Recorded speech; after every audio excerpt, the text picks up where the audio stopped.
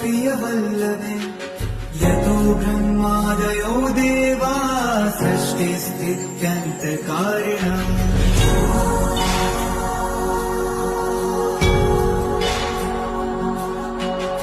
नमस्तुलसी कल्याणी नमो विष्णुप्रिये शुभे नमो मोक्षप्रदे देवी नमः सम्पत्प्रदायिके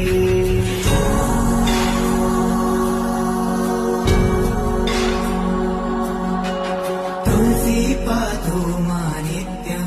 सर्वापद्योऽपि सर्वदा कीर्तितापि स्मृता वापि पवित्रयति मानवम्